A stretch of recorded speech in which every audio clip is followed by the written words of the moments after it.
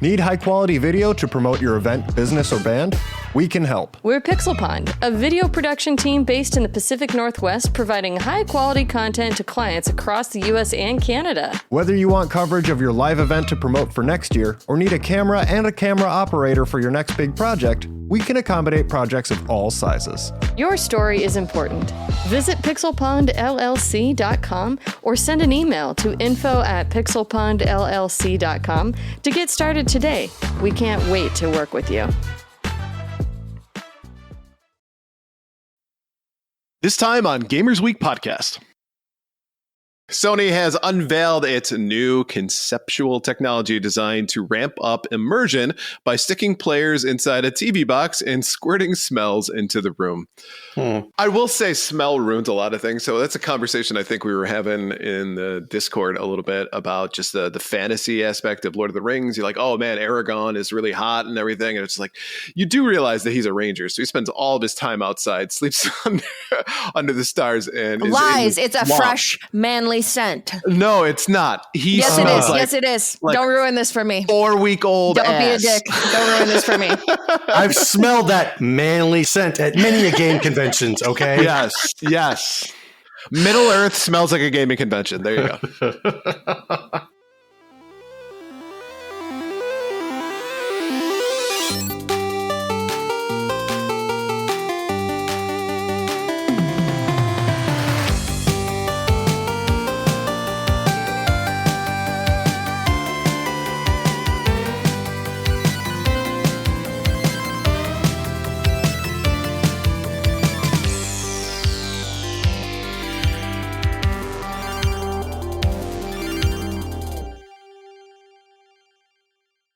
Actually, my favorite chicken chain is called Raising Cane's. Ugh. Love that. Raising Cane sucks. Ooh, You know what? controversy. You suck.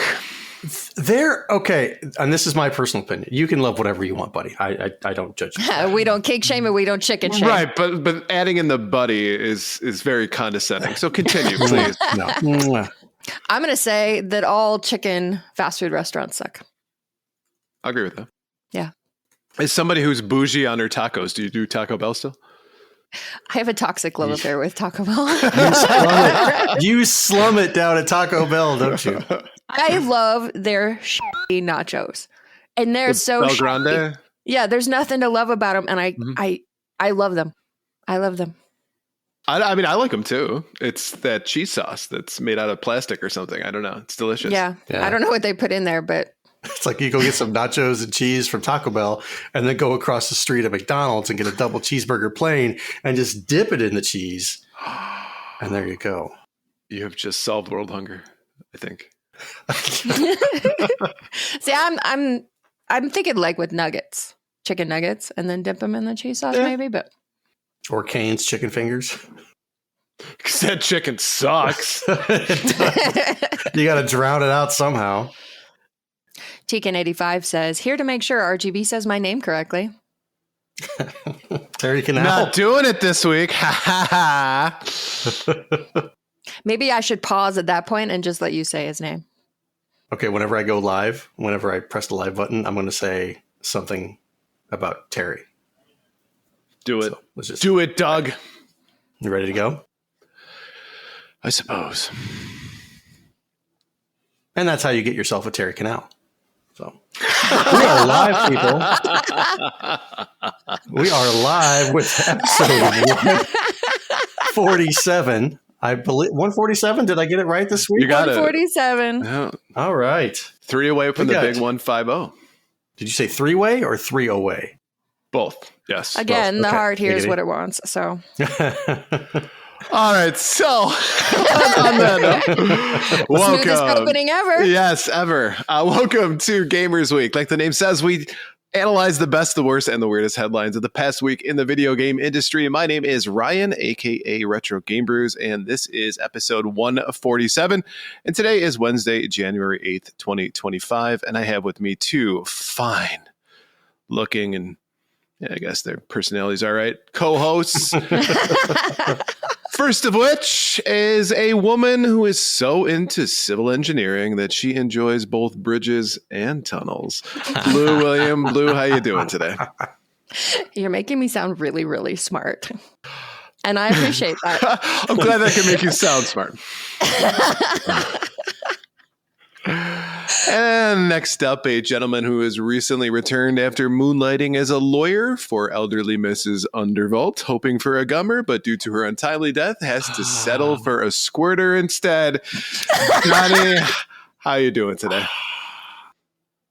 I am now frozen in. You put that in my head, Ricky Bobby.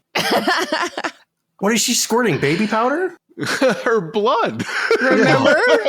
Remember she got stabbed and yeah, it was like a fountain. If you're desperate for context of what the hell Ryan is talking about, be sure to check out our Twitch stream from Monday. Absolutely. I liked the game. I thought it was pretty fun. Oh, I enjoyed it too. Mm-hmm. Not a whole lot of reading. Simon Asher says, if you're desperate for context, no, I'm not. I'll lead a much richer life without knowing. Well played, sir. Well played. Well, wanted to do a quick announcement here. Coming up here in, end of September, early October? Mid-October. Mid-October is going to be Portland Retro Gaming Expo, and Gamers Week for the third year in a row is going to be making an appearance. But this time we're going to be partnering with Pixel Pond to set up a vendor area for both the podcast and the production company with Pixel Pond, which is, of course, with Ducks and Redox. So we are super, super excited. Get a chance to meet a whole bunch of cool and awesome people, hand out some cool stuff, and Donnie sells his collection. That's funny. I thought he was going to sell something else. What did you think he was going to sell? Oh, never mind. We were talking about.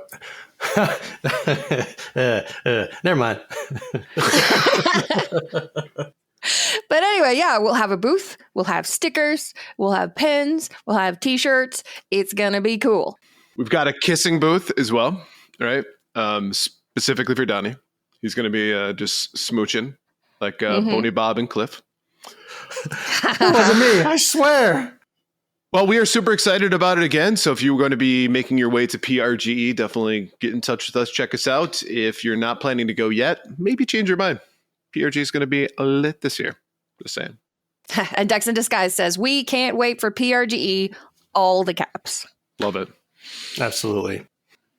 All right, so why don't we go ahead and jump into our reviews, reactions, and requests for the week. First up from Wizard of Zardoz, it says, was great to hear Professor Rybread cover my request on the history equally crazy and talented Kenji Ino on Gaming History 101 on episode 47. The founder of Warp and creator of D and Enemy Zero definitely needs to be more well known in the gaming history.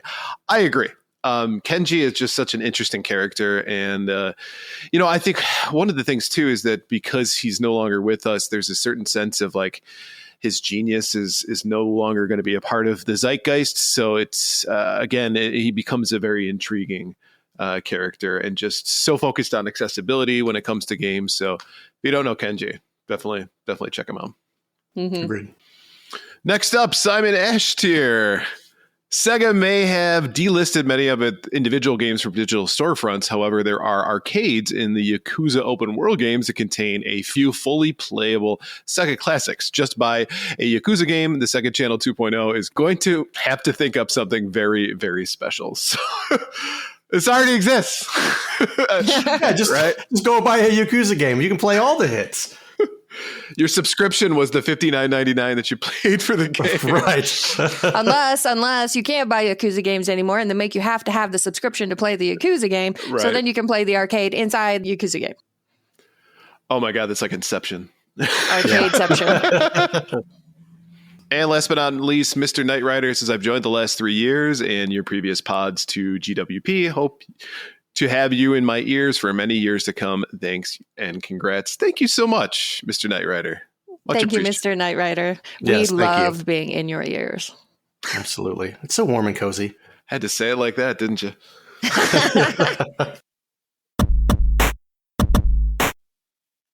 All right, so why don't we go ahead and shout out our patrons? We couldn't do what we do without the help of our gorgeous patrons. Here are the generous folks supporting Gamers Week on Patreon. Sassy Sony, Evo Lust, Ry's Secret Best Friend, Mega Retro Man, Gamma Troid, Moradib, Michael LeKite, Emo-esque, Bill Tucker, The Real Retro Game Brews, Fruitcakes Pickled Pepper, Ducks with Thick Thighs, Absolutely the Best Podcast, Wizard of Zardoz, Bobson Dugnut, Blue's Little Sis, Loud Moth, Retro Blast Pat, B&T Zilla Guy, The Mad Milkman, Seven Castle Forest, Crunchy Kong, Sheriff Snacks, Frank Grande, Love Retro BTW, Steven Sand, Ramboski, Terry Canal. Polychronopolis. Hey Gil 2020, Don't Make Me Pull This Car Over, Games with Coffee, Hybrid Divide, You Fall Before Me, Daily PGH, The Pixel Pond Family, including Shannon and Luke, Zach, huge thanks, Number One Blue Sick Voice Fan, and John Barron.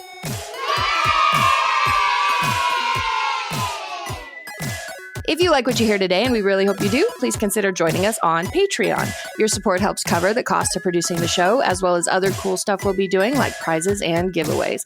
You'll also gain access to our bi-weekly patron-only bonus cast called Gamers Week Uncut, Patrons with Benefits. Visit patreon.com/gamersweek or follow the link in the show notes to learn more.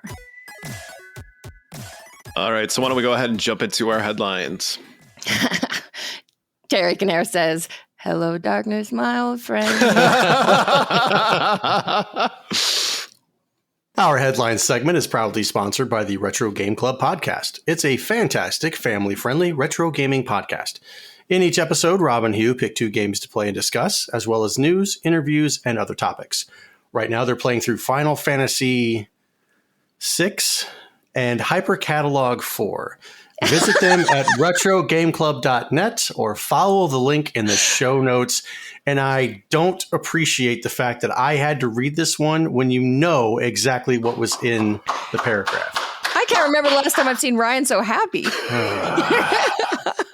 Man, it's 6 in Japan. Are you playing it in Japan? No, you're playing it in the United States. It's Final Fantasy III. There. You don't know where I'm playing it.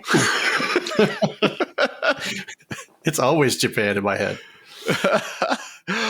I knew it was coming too, so I was just like waiting for it, and then you paused, right? And I was trying to think: is he trying to figure out is it 4 or 6? Because like sometimes that's weird with the Roman numerals, and then you said 6, and it like, right? I know my Roman numerals. I'm not stupid. I wish that everybody who's listening to this later could see Ryan's face light up God. when Donnie said it. It was like a brand new sunrise. It was beautiful. It's the opposite of "Hello, darkness, my old friend." Yes. I've got sunshine. Donnie called it 6.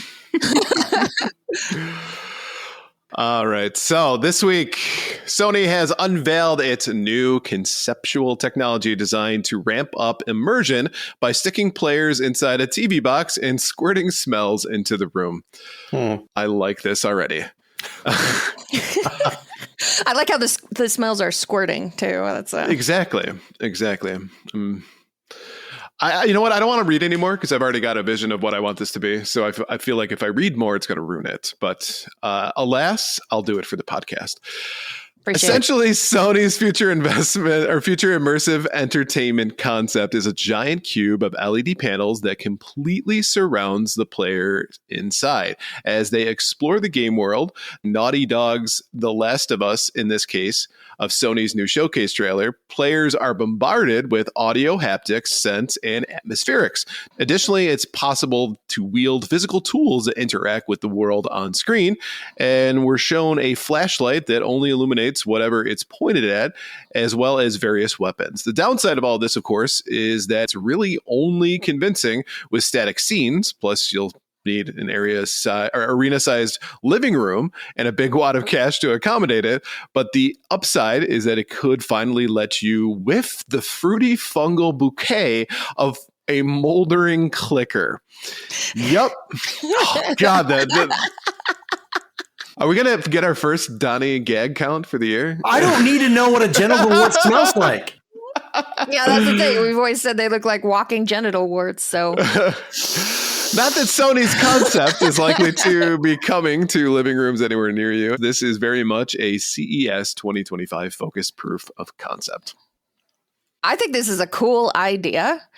Maybe not for like everyday home use, but it could be like VR in the 90s when you would go to a place right. and you would pay money for like 15 minutes in the VR machine. I mean, you could go and pay money for 15 minutes in there, play your adult-only Steam games, and be on your way. And I'm sure, it helps out the local economy because you're going to need a few jizz moppers after each session and everything. Right? I'm the senior jizz mopper. It says so on my name tag. I get those stains out really well. So I agree with you, Blue. I think that this is something that every gamer has dreamed of, a truly immersive experience. Now, obviously the clicker, probably not, but the haptics, the ability to interact with the environment, you can only experience so much with a controller. And at this point, it's getting to the point where games are so similar between platforms, right? And console generations that it's getting difficult to differentiate them. So this is kind of up in the game, but obviously cost is a huge issue with that. So I think you've nailed it on the head, Blue, is I think the only way the average person is going to ever be able to interact with this at all is going to be a Sony sponsored event space, right? What are we laughing at? Really quickly, Ducks in Disguise says, with the prevalence of teabagging in online competitive games, I'll pass on this feature, for some games at least. Bill, when's the last time you washed that underwear? As I know, I save it just for playing this game. It's kind of cool, though. I mean, we've seen in the last several years several companies trying to come up with not accessories, but like things that allow you to have additional interactivity with your game, smell being one of them. Yeah. Enhancements. There you go. And of course, Sony, when they're debuting this at CES, they want to have what's perhaps their most popular IP. So they're going to choose The Last of Us. Probably not what I would go with if I was trying to highlight the olfactory capabilities of this thing. But I kind of see where they were trying to go with this. I will say smell ruins a lot of things. So that's a conversation I think we were having in the Discord a little bit about just the fantasy aspect of Lord of the Rings. You're like, oh man, Aragorn is really hot and everything. And it's like, you do realize that he's a ranger. So he spends all of his time outside, sleeps under the stars. And lies. It's a fresh, manly scent. No, it's not. Yes, it is. Yes, it is. Like don't ruin this for me. 4-week-old Don't ass. be a dick. Don't ruin this for me. I've smelled that manly scent at many a game convention. Okay. Yes. Middle Earth smells like a gaming convention. There you go. They don't have like powered showers there and stuff. I mean, in the Alps maybe, but your average guy in Hobbit, no, they reek. Why are you doing this? Because I'm saying is that not every game needs to smell, and I think you were making that point, right? I was. Like a Kirby game probably smells pretty nice, right? It's all like, hey, it's fun. Fruity and bubbly. Yeah. Yeah, it probably smells like bubblegum or something. Mm-hmm. See, Red Ox says, I'm with Blue on here. No, Aragorn doesn't smell like sweaty nerds. He smells manly, like the forest. I'm sorry, but Gimli and Aragorn are going to smell the exact same. No. Yep. No. Like a beard that you haven't washed in 2 years. Yeah. GoldenEye says hobbits just smell like feet and potatoes. Potatoes? I don't hate this idea. It's going to be up there with the, I wouldn't say super rich, but those people who can afford the haptic suits or the $1,000 VR headsets and everything. And I will be honest, the first game I thought of was Silent Hill 2. For whatever morbid reason, like if you put me in a cube and like maybe I have a flashlight that it registers and I can turn it off and turn it on. And everything, that would be cool, but I don't know how I'm going to do that while holding the controller at the same time. If it's some sort of Aura Ring interactor that I can step in with the smell-o-vision and like I'm doing the thing, like I'm walking on the treadmill, like the multi-directional treadmill. Like, are you kidding me? Like that's how I can get my workout by running from Pyramid Head in Silent Hill 2? Okay, I think I'll take that. Another person who probably smells bad that all the ladies want. Just exactly. Can you imagine a room in Silent Hill 2 where you just smell that metal smell because it's all covered in blood, and the Sony smell-o-vision just like kind of puffs that into your face, and you're like, oh my God. And here I was thinking everything in that game probably smelled like ashes or mold. Well, that too. Yeah, that too. Yeah. Just a mixture of that, like a Puzzle Better concoction. says, Pyramid Head smells like rainbows. We need this. Yeah, well, I think we just ruined this. Like it sounded like it was cool at first, and now I hate this whole idea. There's so many cooking sims and stuff like that. I don't know why you wouldn't pick something like that. Okay. Every game that would be fun and cool, though, smells awful. I think that's a criteria, right? Yeah, unfortunately. Mm-hmm. Good in theory, maybe not so good in practice, but we'll have to see. All right. So during Sony's CES 2025 press conference, the company announced a film adaptation of both Helldivers 2 and Horizon Zero Dawn, while Ghost of Tsushima Legends, the game's online multiplayer mode, is becoming an anime. The elephant in the room is that Helldivers 2 is already basically a video game take on Paul Verhoeven's Starship Troopers, which is a great film, whether you're genius enough to detect that it's satire or not. It will be interesting to see if Helldivers 2 film can manage to be more than a retread. A previous animated Horizon Zero Dawn show was being produced for Netflix, but was shelved with no stated reason given. Perhaps it has something to do with the movie. The Ghost of Tsushima anime will be on Crunchyroll exclusive, and it's being made by the Demon Slayer studio Aniplex with a release date set for way out in 2027. Hell yeah. Anime Ghost of Tsushima. I already have it on my calendar. Resubscribe to Crunchyroll 2027. When I see the elephant in the room statement, it makes me think of the meme / gif where the kid is just holding the drink and he's kind of looking at the camera, looking back. He's like looking at the camera. Like, do you not realize that you're making a movie on a game that's already based on a movie that has a game to it? I don't get it. They'll change the story somehow. I mean, Starship Troopers was so over the top and corny on purpose. I don't know if Helldivers 2 would take that route. I think that they would rather go more action oriented. Like, would you like to know more kind of stuff like that. Mm-hmm. Right. Now, is the movie a classic? Yes. Do I love it? Yes. And is it bad? Yes. I think it would be stupid to try to do Starship Troopers over again. I think Helldivers 2 isn't really trying to do that anyway. I think it took the flavor of Starship Troopers and ran with it. And I think that's what they'll do with this movie. They'll come up with some sort of original story and it'll probably be fine. It'll be perhaps what we wanted from Starship Troopers in that it'll be actually good.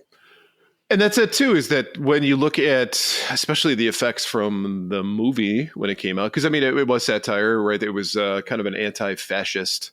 Well, yeah, but not only that, I don't think it had a great budget. The acting is really bad, and some of the effects are not great, hasn't aged super well. So yeah, I think it could use some love and attention and modernizing. I agree. And Helldivers 2 is so popular right now that this is maybe the perfect time to do it. Helldivers. So hot right now. Helldivers. See, like Mayonnaise Chase says, it was an 80s sci-fi movie made in the 90s, and it looked it. Yeah, I thought it was great for the time. The CG wasn't terrible. The alien waves were, in my opinion, believable. The only thing that wasn't believable is the one scene where the one dude's getting his head drilled by the bug.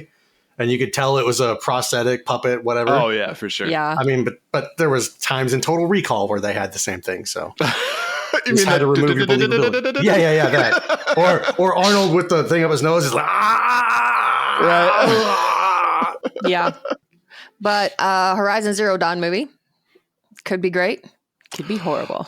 Oh, I hope that they choose a female protagonist who is extremely attractive, because Aloy, that's a requirement for me to play any Horizon Zero IP, right? That's the line we go with as gamers, right? Yeah, that's what the internet would have you believe. I'm doing my part. Speaking of realistic smells and things, that a woman who has to fight for her life every day and is constantly in combat should somehow still like have perfect eye makeup and stuff. And Right. And she's going to smell like rose petals in a bubbling brook. Yes. yes, exactly. Fresh from a day at the spa. Fantastic foundation you have there. Blush is quite nice. She wakes up every morning, spends 2 hours on her makeup, and then goes out and hunts robots. But yeah, the story is there. The bones are there for them to make an amazing movie. Mm-hmm. They just have to not screw it up, which Borderlands has. I mean, we had a few years, the Sonic movies gave us hope, and then Borderlands crushed that hope into a million pieces. That studios know how to adapt video game IPs. So, Well, thankfully, who Sony even knows what will happen? Right. Sony, thankfully enough, is already a movie company. So perhaps that gives me some, I would say it doesn't prevent me from having pause, but it's encouraging, at least. Yes. All right. Next up, Nintendo Switch players are reporting that their new games have been replaced with googly eyes. Yep, that's what it said. I just wanted to make sure. Checks notes. Yep. Googly eyes. Yeah. Over the holidays, a number of posts popped up across Reddit and Twitter X from individuals claiming that their seemingly sealed brand new Nintendo Switch cases contain googly eyes and a black piece of plastic instead of the actual game cartridge. Why a googly eye? The running theory is that the googly eye will rattle if you shake the Switch box, similar to how the box rattles with an actual game inside. And the black plastic around the side fools individuals trying to look through the cracks at the top or bottom to see if the outline of a game is still visible without unwrapping it. Without these items, someone might be tipped off to that the game has been stolen from the package, but this method ensures that no one notices that the crime until they open the case. It's unclear at the moment how or why this is happening, or on what scale, or at what point in the distribution process. Games reportedly impacted including Luigi's Mansion 2 HD, Animal Crossing New Horizons, Mario Party Jamboree, Echoes of Wisdom, and others. Man, that others one is super popular. It's unclear if there's a real problem affecting many people, a real problem affecting a very small number of people caught up in a supply chain that has poor communication and no way to confirm these things, or a joke problem invented by the internet. So Davey has 50 actual Switch games. All sealed. Do you know that the games are actually in there? 1,050 googly eyes. It's kind of awesome though. Like you think about Home Alone and the wet bandits and their calling card. This could be the googly eye bandit. All I keep thinking is that this is Nintendo's way to make you buy digital from now on. Yeah. Oh, no. Yeah. No. They're like, stop buying those physical games. We don't want to make them. So, yeah, googly eyes and mustaches. So if that happens, let's just say you open up a Switch game and it has googly eyes. Who do you contact about being made whole again? Because you spent your money on that. And if you spent it from a licensed retailer, that ships directly from Sony. Or not Sony, but Nintendo. So for the most part, who am I contacting? And it said they were sealed as well. Yeah. So prior to them being sealed, something's happening somewhere within that supply chain. Yeah, of course. Or somebody's just really good at faking it. It's a skill.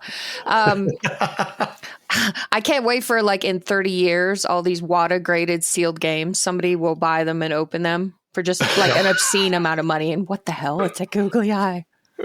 I can already imagine that that's happened.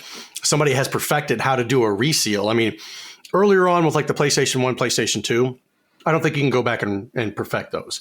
That was a unique process to have the label that you could peel off, plus the cellophane wrapping. Everything else now is just cellophane wrapping, and that's it. What a kick in the nuts that would be for you as an individual. But you got a googly eye. Doesn't that kind of make you smile a little? You can laugh for a second. Yeah. You got me. Maybe that becomes a collector's thing, right? It's like, oh, I got the googly eye version, right? Of this case. Right, exactly. This is not only happening with video games, but also with sports cards, trading cards as well, because our favorite person to talk about on the podcast, I think it was Jake Paul, who bought a box of like original Pokemon cards, right? It's a booster box. And inside of it wasn't Pokemon cards.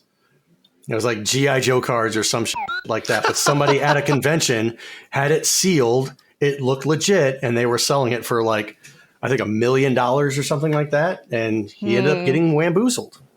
Expecting you not to open it. We should go back to sticker seals. Is that what you're saying? I don't hate it. Well, the only thing just is says void when you peel it off. Which is easy to replace, though, let's be honest. I think it's probably easier than It's way more fun, though. It's way more fun, though. That means I got to open up my copy of Goonies 2 for the NES and see if it's actually a legit copy.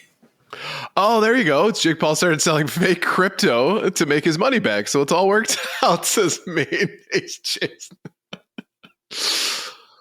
Karma has a way of working out.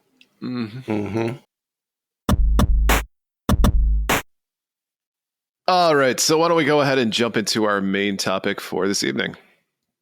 All right. From gamesindustry.biz, analysts' predictions for 2025. Every year, we turn to a panel of trusted analysts to ask them what they see coming down the road and ask them to assess their predictions from the previous year. First up is Dr. Sirkin Toto from Canted Games. Last year's predictions were Switch 2 will come out and will be $400. Of course, as we know, that was incorrect. Says Dr. Toto, I'm probably off by 3 to 6 months. Switch 2 is likely to arrive in the first half of 2025, but still believe in the other points I made, including the price point, despite potential U.S. tariffs. For 2025 predictions, Dr. Toto says Xbox will open all floodgates and go all in on PS5. The $69 billion Activision Blizzard deal, rising costs across the board, the power of forever titles, the huge lead of Sony and other factors will likely leave Microsoft no choice but to bring all their big games to PS5 early, including blockbusters such as Gears of War, E-Day, or Perfect Dark. And Ubisoft will change radically. I hope I'm wrong on this one, but I see Ubisoft closing studios and cutting staff at a significantly larger scale next year. In my view, Assassin's Creed Shadows will get solid reviews and sell okay, but not enough to make Ubisoft continue business as usual. Ubisoft at the end of 2025 will look a lot different from now. From Piers Harding Rolls at Ampere Analysis, last year's predictions: Microsoft to challenge EA to become the biggest publisher across Xbox and PlayStation. They were right. Activision Blizzard new releases to go into Game Pass. Right. Cheaper Game Pass with mobile content.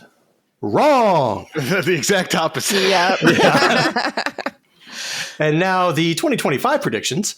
Grand Theft Auto 6 will be the largest entertainment release of all time in terms of revenue generated in its launch months. Such as the size of a new GTA, if it's delayed into 2026, the console market performance will probably be down even without the potential impact of tariffs. GTA Online will continue for gamers that play on PS4, Xbox One, and PC, meaning a fractured GTA user base for Rockstar to deal with. If Switch 2 hits in Q2, 1 to 3 months later in the year than the original Switch did, I'm forecasting sell-through of a little north of 13 million units. That's a lot of units. That's a sales rate higher than the original Switch. I'm interested to see what Nintendo does with Nintendo Switch Online at launch. I'd like to think it will expand its content and feature set for the launch of the Switch 2. All right. Reese Elliott's Media Research says last year's prediction, another $100 million plus acquisition will take place. Correct. Take-Two Interactive bought Gearbox Interactive for $460 million. Beacon Interactive bought Saber Interactive for $237 million. And Turtle Beach bought Fortnite Festival Guitar Maker, PDP, for $118 million. Game subscription growth to outpace game software growth by 3 times. Correct. At the time of writing, preliminary media forecasts suggest that by the end of 2024, subscription revenue will have grown approximately 15%, where game purchases revenues have actually declined. And for their 2025 predictions, portable gaming skyrockets. Nintendo releases Switch 2 in 2025 and should expect to see a new Mario Kart and a Super Mario title during the launch window. However, this is just the beginning of portable gaming's upcoming tailwind. Xbox boss Phil Spencer confirmed... Drink. Yep, drink. Xbox is working on a portable, and leaks indicates Sony is as well. So what do we think about the 2025 predictions? So coming up on this one, I do think that the Switch is going to crush it. 13 million units. I was actually thinking probably more in the north of 15, but I agree. I think that the Switch itself, Switch 2, because of the success of the Switch, if it's anything in the same space as the Switch is in regards to being hybrid, partly mobile, partly console, like TV console, it will do fantastically well. I could definitely see it selling more, 13 million, than the original Switch did at launch. I could see it being $400. Those are kind of natural progressions from where Switch 1 actually is. What they'll really need is that killer launch game. Yep. And correct me if I'm wrong, but the Switch didn't have a killer launch game, did it? Not really. It had the Wii U titles. The Wii U library, basically. What more do you need? But the Switch 2 won't be under as much pressure to come up with an entire library at launch because it's going to be backwards compatible. Yeah. So they can put more focus into that killer launch game. And we'll see if we get it in the first half of 2025. My prediction is that it's not going to be Mario Kart 9. It doesn't have to be. It'll probably I want it to be. some... Of course. I want it to be, yeah. But if Mario Kart 9 is supposed to have the mysterious new twist that everyone keeps saying. It would be cool if Nintendo did that. If they... What are you, cracking pepper over there? Fresh pepper? Yeah, that's what I'm doing. Say when. If they were to come out with several different launch consoles with like your custom Zelda, like if they made a new Zelda game for the Switch 2, Mario Kart, Super Mario Brothers, whatever, if they did custom launch consoles like that, kind of like what they've done with the PS3, PS4, PS5, that would be a smart thing, which Nintendo already does that essentially later on in the life cycle of the Switch. They've done the Breath of the Wild release and stuff. So why not just kind of get ahead of the game? Yeah, of course. Yeah. The one thing I'm curious, though, is what's going to differentiate this from the current Switch, right? The Switch was so much different than the Wii U. The Wii U was really a lot different from the Wii, and the Wii was different from the GameCube. So what's going to make this different? And at this point, there's nothing been leaked. There's nothing that's been talked about in regards to what the form factor or any changes that are going to be. Well, sorry, I didn't mean to interrupt, but at CES, some company came with like 3D printed mock-ups of what they said were essentially the Switch 2. And it looked like the Switch 1. Yeah. Like almost exactly. So. And Nintendo isn't known for doing that. For making the same thing over and over, you mean? Exactly. Right. Yeah, it's completely different.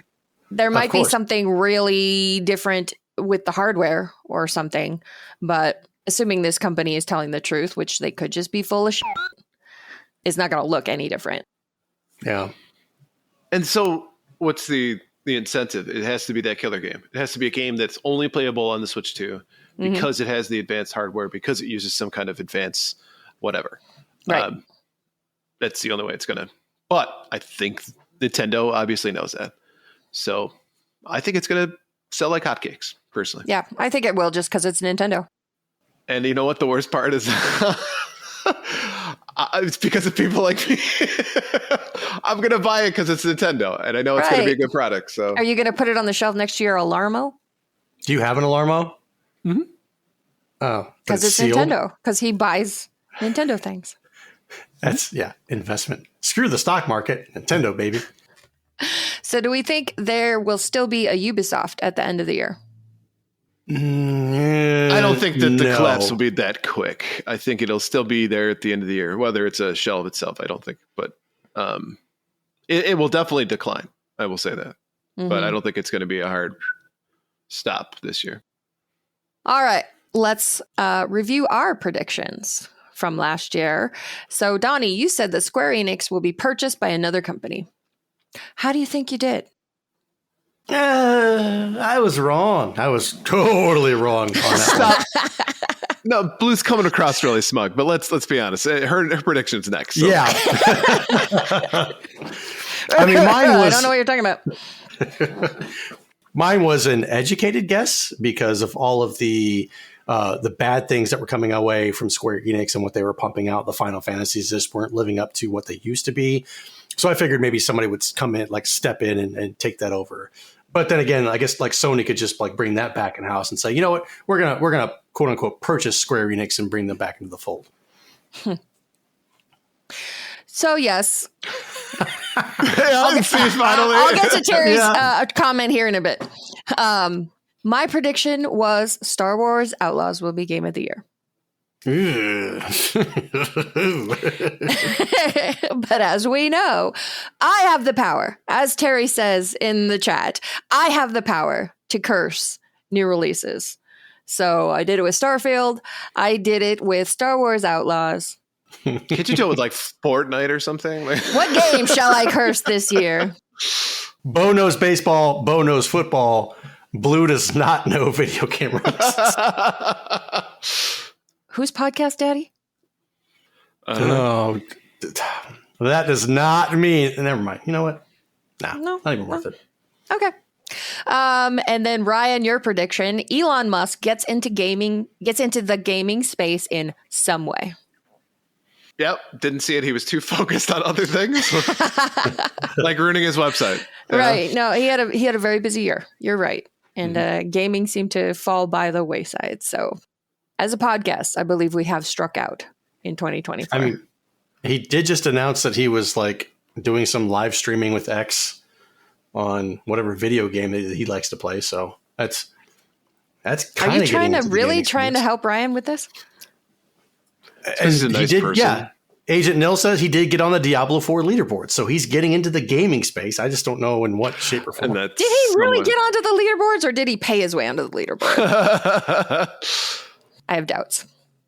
All right, 2025 predictions. Who wants to go first? I'll go first. Every year, I pick what's going to be game of the year. Part of the problem last year was looking forward into the releases for the year. Like, there was nothing that was a standout game that jumped out at me. Star Wars Outlaws was the one that people were talking about most of all as being the AAA game of the year. So I thought, all right, cool. It'll be game of the year. And that was so not what happened. And we had so many more amazing AAA releases that we didn't know were coming. And they took over the year. And we had a great year for gaming. Looking into 2026, there is only one game. And it's GTA 6. So I'm going to predict that GTA 6 will be game of the year in 2025. Now, this is kind of a 50-50 because if it gets delayed, then I'm screwed. I'm going to say it's not going to get delayed. It's going to come out and it's not going to Starfield and it's not going to Star Wars Outlaws and it's going to be game of the year. You get a softball the size of the moon, man. That's what we thought was Star Wars Outlaw, to be honest with you. So, really? Yeah, I think when we were talking about it last year, when you said it was game of the year, we're like, oh, well, it's a Star Wars game. Of course, it's going to be amazing. Right. This prediction is not without risk. And let's not forget my curse. So, because it also has to go up against Indiana Jones. Yeah, but it might bomb spectacularly and we get weeks worth of news. Either way. Yeah, it's a winner. It's a win-win. Yeah. I'm so tired of having my opinions like thrown back in my face. It's like only once a year. It's only once a year. We front load it between December and January, apparently. I'm going to pull a Donnie on this one. Sega is going to become relevant in 2025. Define relevant. Yeah. You know what? Their subscription service is going to catch legs, right? So you're saying they are going to go with a subscription service? Mm-hmm. Okay. Mayday Shay says the GTA 6 will come down to release day. Then they will say, psych, and it's just a GTA Online patch. Fooled you. Will it still be eligible for Game of the Year? Well, DLC, I guess, can be. Right, Because Still works. I like where your head's at, Ryan. I really do. I want Sega to come back and be relevant. I want them to, I've been an advocate for them to come back and like maybe purchase Xbox, which I don't think is going to happen. Them getting back into the console market just doesn't make sense, especially when there's so many other platforms for them to be able to get their games to the home market. It doesn't have to be a console anymore. And soon Xbox won't even be a console. So yeah, just a dongle. Dongle. Sega's Menchie said Sega's sub service will be like Sonic. It's going to go fast, as in go way fast. Yeah. If they launch that, I think it will be a huge mistake. They will not get the amount of subscribers that they think they will, and it will tank horribly. And then they'll have to go crawling back to like Nintendo and everybody like, hey, can you sell our games on your platform again? It's exactly how they sound in my head, too. You're right. So what do you think, Donnie? I have a prediction that there will be no major game release that involves anything NFT. I was thinking that, too.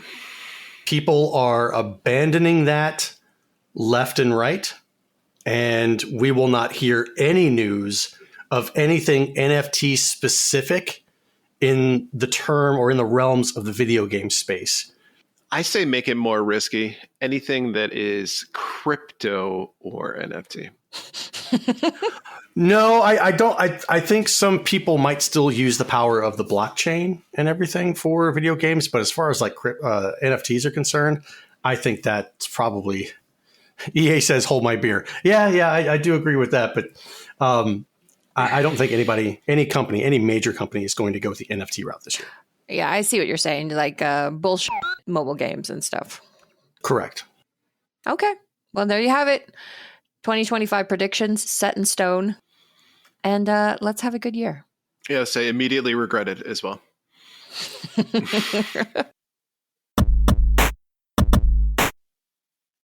Yeah, so let's go ahead and take a look at our top 3 new releases. Human Within, MetaQuest 3S, MetaQuest 3, MetaQuest 2. Human Within is an innovative VR interactive experience with a branching storyline that requires real user decisions leading to different endings. Its blend of original storytelling, 2D film, 3D graphics, 360 degrees video, interactive point clouds, whatever that means, and puzzles offers something uniquely immersive. Chocolate Factory Simulator, PC. Enter the world of steam and sugar and become a master chocolatier in Chocolate Factory Simulator. Craft gourmet chocolate for your customers in your steampunk workshop with the help of your automaton assistant, Nougat. Yee's memoir, The Oath in Felgana. PS5, PS4, and the Switch. Originally conceived as a reimagining of the 16-bit console classic Ys 3, Wanderers from Ys, this fan-favorite entry returns, newly remastered for the Nintendo Switch system as Yee's memoir, The Oath in Felgana. Nearly 15 years after its previous release, longtime fans can look forward to numerous improvements and upgrades. With remastered high-definition visuals and music, the epic adventure has never looked or sounded better. And with these 3 lovely descriptions, Blue, what's on your radar this week? Human Within. Now, let's say that even if I could play VR without getting motion sickness, I don't know what the hell this is. This is one of those like weird, we're not a game, we're not a movie, we're a whole new thing. No, thank you. Chocolate Factory Simulator, like the joke Donnie made when he was reading it. Willy Wonka is such that when you hear chocolate factory, you think a certain thing. And I was like, oh, cool. Build your own chocolate factory. That could be awesome. All the kids are going to go down in the tube and get stuck and it's going to be great. And then it's not. It's all kind of a very brown, like steampunk looking interior. And you're just mixing stuff in cauldrons and you're making chocolate and not really what I wanted from my chocolate factory. So that leads me to Yee's memoir, The Oath in Felgana. And yeah, 16-bit RPG, remastered, modern consoles. I'm here for it. So that's what I'll be having. Nice. Okay. A nice healthy dish of Yee's. Ryan, what about you? I'm in the same way with Human Within. Again, it's 2 weeks in a row where I'm basking from big, and I'm going to say I don't get it, right? And again, it's somebody who doesn't have Meta Quest 3, 3S, or 2. I'm not that broken up about it. So not going to be that one that's going to make me buy one of these things. Mm-hmm. I agree. Chocolate Factory simulators seem like it was going to be a cool thing. Notice it's Chocolate Factory. Notice how there is no Willy Wonka associated with it. So I think that's part of the reason why you're not getting the cool Call fun it chocolatier simulator or, Sure. chocolate maker. But when you say Chocolate Absolutely. Factory. No, and I agree because immediately that's where my head was at as well. Mm-hmm. And even the help of your assistant Nougat, right? That you're thinking about it's, whatever. Yep. But I hate doing crafting in games and cooking in games. Oh, yeah. This is just nothing but crafting and cooking. Right. And so this is my nightmare, right? Welcome to my nightmare. And the third one is ease. And I have tried so hard to get into ease games. And for some reason, I just can't. I don't know why. I've tried a bunch of times and they just don't capture me. So this one's going to be a 0 for me this week as far as games are concerned. Yeah. I love 16-bit games, of course. I love the RPG elements. It's just something about ease just doesn't. And it's a lot of it. I think it's just the gameplay of it. The stories are at least from my experience, have been slow. So I know people love this series though. So there's a ton of this series. Right. And so if it's surprising to you that I don't like it, it just doesn't spark joy for me, but I know it does with a lot of people. So please don't be upset. Don't let my opinion ruin it for you, is all I'm saying. Right. But yeah, I'm a 0 for 3 on this one. Okay. So what about you, Donnie? Well, yeah, Chocolate Factory Simulator. I see it. It looks like it's probably a mix of a cooking simulator with Sid Meier's Civilization, right? You're trying to build up this chocolate factory. You're adding stuff to it. It's probably you start from nothing and you start adding things. You bake things. You start selling them. Next thing you know, you get this money profit to upgrade your facility and yada, yada, yada. No interest in that whatsoever. And I kind of feel like if I'm playing a cooking simulator and I'm not doing that in real life, right? Like I would love to cook. I would love to be able to. I can't go into a pantry and just be like, okay, we have this, and this. I can cook this. You haven't unlocked the recipe book yet. That's why. No. and I can do that. I can take a recipe book and it's like, okay, I can do this. I think I can do this. But then it's like having to go out and get all the ingredients and then do everything the right way. And sometimes whenever I've cooked like that, it's completely horrible. So this game is not on my radar. I'm going to go right past it. Ys Memoir. I've never played a Ys game. I know of them. I know that they're an RPG. It looks amazing. It looks great, but I have no nostalgia for the Ys games, even though I have like one or two on the TurboGrafx. Never played it. I didn't even check the gameplay on it. But if I go back and like watch the video and maybe it's if I get back into a couple of RPGs this year, okay, I could probably pick it up. But as far as right now goes, no, I'm going to go and pass that by too. Which leaves us with Human Within. This is kind of the stuff that I live for, like interesting games that take gaming to the next level. All right, that's why I was such a big fan of Night Trap and full motion video interactive games whenever they first came back out in the 90s. It was something different. It wasn't the traditional platformer or RPG or shooter or anything like that. It was something different that seemed like it was going to elevate video games. I love this kind of setting in VR, even though I can't play it. If it's a lot of movement, if it's like me walking around, I'm probably going to have to pass. But if I can just like stand still and watch the videos, the flashbacks that happen, grab things and put them here and do that with this thing without having to walk around an environment, this game could possibly be for me. So I'm going to check it out. Maybe there's a demo that I can play. But if it's great, then yes, I'll be picking this up. If it's a lot of moving around, I'm going to have to pass it up. All right, so before we move on, let's take a quick break to talk about our sponsor. This segment is proudly sponsored by A Gamer Looks at 40 podcast. This show explores the history of video games through the stories and experiences of the people who lived it. On this episode, Bill and his guests share stories of what it's like to be knee-deep in the 1990s media barrage of Final Fantasy VII and how this full-court press shaped our perceptions of the game before we even hit the loading screen. This week's question is for you. What is one game that lived up to its pre-release hype? And what is another one that didn't? Let Bill know your answer by sending him a tweet at @AGamerLooks40 on Twitter. I can tell you more quickly one that didn't than one that did, which is sad. Okay. I was really excited for Mighty Number 9. I thought, yes. This is going to be great. It's going to be a new Mega Man game, about the same team that developed Mega Man. This is going to be fantastic. Looking forward to it, everything.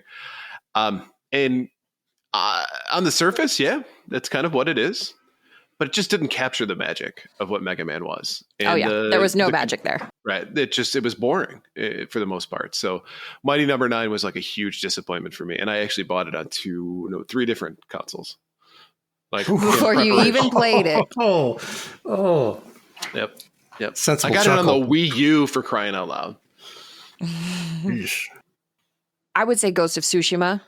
I think that got a good amount of hype before it was released, and 100%, 100,000% lived up to it. A game that did not for me was Death Stranding. I wasn't going to get it, and then the pre-release hype got to me, played 6 hours, and went, no, I hate this. I know a lot of people love that game, so that's probably just a preference thing, but I could not stand the actual gameplay of it. So it's because you're American and you don't get it. You're right. If there had been, more guns, then yeah. Guns and the American flag, man. Simon Ashtier says, I think Mario 3's hype from the Wizard, pretty much lived up to it. Absolutely. A game that this is a throwback, a game that lived up to the hype was Final Fantasy VII. In the gaming magazines and everywhere back in the day, that was just plastered over. Like, this is going to be the best. And video games called it the best RPG that was ever created back then. Right. And a great freaking story, 4 discs. Are you kidding me? The cinematics were amazing. The music was absolutely bonkers. The in-game characters were, less than desirable as far as like how they looked. But it was the power. Polygonal hell. Exactly. It was the processing power of the PS1 at the time. And yet you all still have a crush on Tifa. Polygon Tifa. Polygon titties are still titties. Yeah. That's why I love Lara Croft, man. Touché. And the one that didn't live up to the hype for me was Metal Gear Solid 2 Sons of Liberty. Interesting. Like Metal Gear Solid 1, I was enamored with that game. It was such a badass freaking game. And then Metal Gear Solid 2 comes out and you're like, oh my God, like, oh, a Snake. Like, I'm seeing Snake in this. Like, he's so well polished. It doesn't look grainy or anything like that. It looks more of a real life model. Like, oh my God, I'm so into this. When they released the trailer, like the little 5-minute clip of him like walking on the bridge and doing the jumping thing. And then you see the gameplay. I was like, oh my God, yes, this is exactly what I want to see from Snake. And then Raiden shows up and I'm like, what the is this? Who is this guy? And almost the entire game was him. You get to see Snake at the beginning and Snake at the very close to the end where he meets up with Raiden, and that's it. So you pulled the rug out from underneath me. Bamboozled. Yeah, the old Wamboozle. So that did not live up to the hype for me. Puzzle Better says, I mean, even I have a crush on Tifa.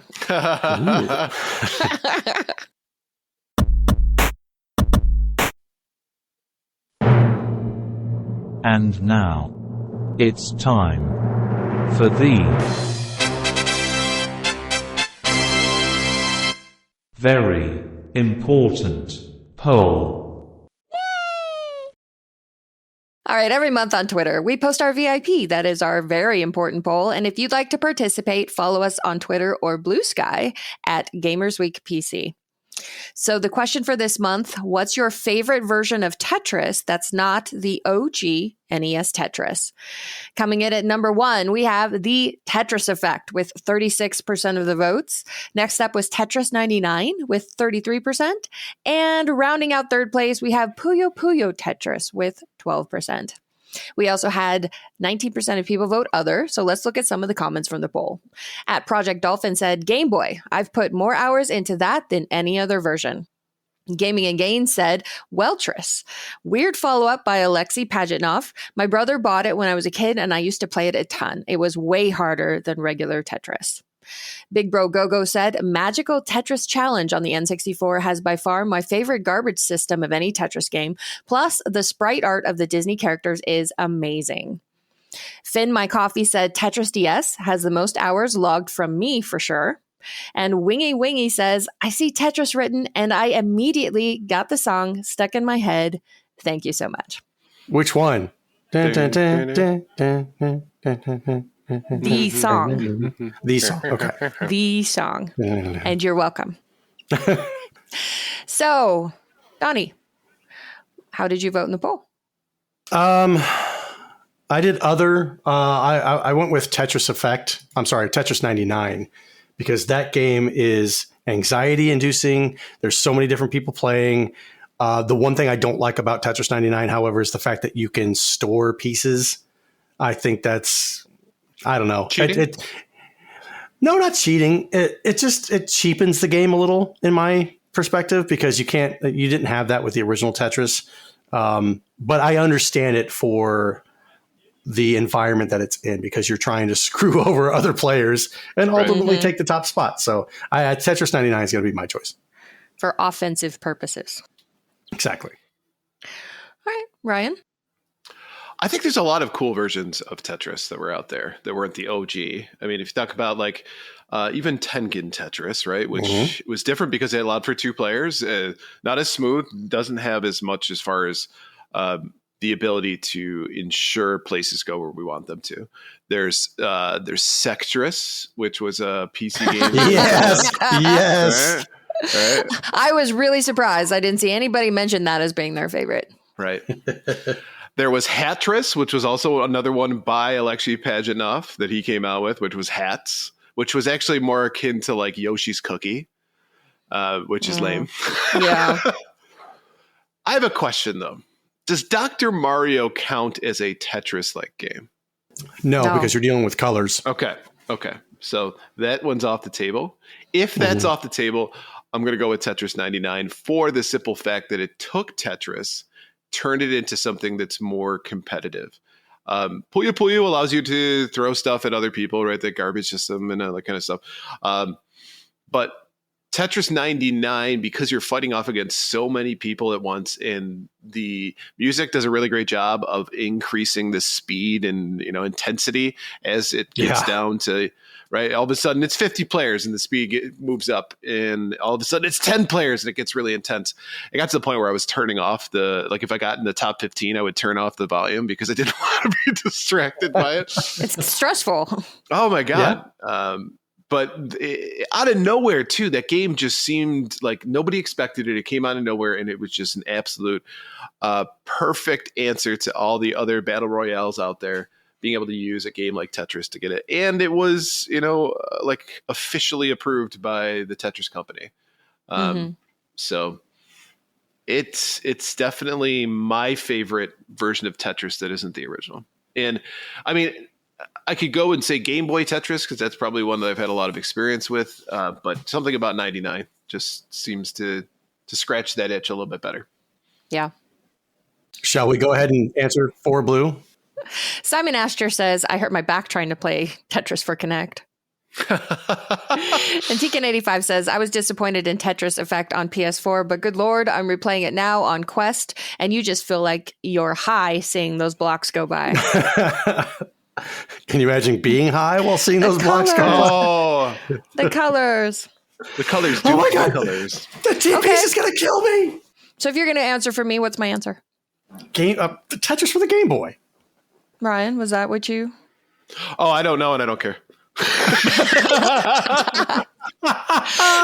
No, my answer is actually Puyo Puyo Tetris. Oh, okay. I hate Puyo Puyo, but I don't love Tetris that much either. And so having a story mode for the game gives you a reason to keep playing Tetris beyond more than a few minutes. So that's my favorite. As far as the gameplay goes, I mean, do you like it because it's potentially two player, or do you not care about that? I don't care about 2-player, but you do have to defeat other NPCs in the game. Right. So it's, there's like tangible goals as opposed to just go until your brain melts. Right. And what I was trying to point out that's similar to, I think, what you like about Dr. Mario is that you like honing exactly people, right? There's stopping points and finish lines instead of just like constant madness. Which is like every arcade game from like 1977 until like 85. Donnie loves the constant madness. I do. That's where he's comfortable. That's where he's home. That's where I live. That's my successful. What's the story mode with Tetris? Like, do you get backstories for like the T piece, the L piece, the Z pieces? Like Puyo Puyo Tetris. There's a bunch of characters in it, like anime characters. You would hate it. Yeah, probably. You would absolutely despise it. Like the T piece is down on his luck. He got fired from his job. He's an alcoholic and he's trying to fight his way back to getting ownership of his kids and everything. He's trying to do everything right. I could probably get into that. It's that L piece that just keeps moving in. I know, it keeps fucking up. Sorry. All right. So why don't we go ahead and wrap up this episode for today? Thank you for listening to episode 147 of Gamers Week Podcast. And a big thank you to Retro Game Club Podcast, Love Retro BTW, A Gamer Looks at 40 Podcast, and Pixel Pond Production Company for sponsoring this episode. And don't forget to check out their links in the show notes. And if you want to connect with Gamers Week, follow us on Twitter or Blue Sky at Gamers Week PC. Follow us right here on Twitch at twitch.tv/Gamers Week Podcast, where we record live every Wednesday at 8:30 Central Standard Time. Email us at gamersweekpodcast@gmail.com. Visit our merch store at gamers-week-podcast.creator-spring.com. Or if you want to do it the easy way, follow the link in the show notes. And last but not least, join us on Patreon at patreon.com/gamersweek. And finally, since you made it all the way to the end of the episode, please leave us a rating and a review to let us know how we did. We really do value your feedback. And while you're there, consider subscribing on iTunes, Spotify, or your podcast platform of choice. Yeah, wild card weekend, baby. Woo! Donnie gets to sit by him lonesome and not watch football because he doesn't have to. No. Remember, he's not a Chiefs fan anymore. No, that's not true. Vegas is not in the since Vegas is not in the playoffs, I have to pick some team to root for. Henceforth. Ooh, no. Ugh. Packers, obviously. I don't think that they're going to make it past the Eagles. Why you are both so mean tonight? I don't know what your problem is. I'm not trying to be mean. It's just statistics. I don't think that's going to happen. We'll see who's crying at the end of the weekend or not. I know I won't be. So, thank you everybody for joining us again this Wednesday for another live episode. We greatly do appreciate everybody that stops in and hangs out with us and makes this that much more awesome. So thank you and good night. Have a good night, everyone. Bye. Bye. Bye.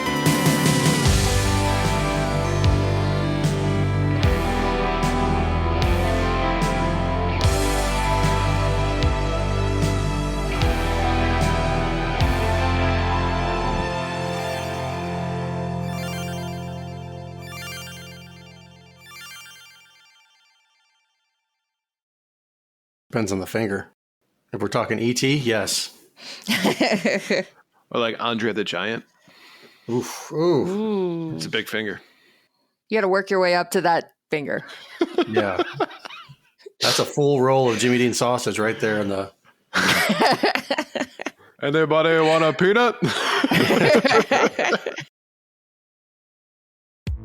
Welcome to Gamers Week Uncut. Welcome to Gamers Week Uncut. Welcome to Gamers Week Uncut, Patrons with Benefits. This is the unscripted, patron-only bonus cast with less editing and more dirty jokes.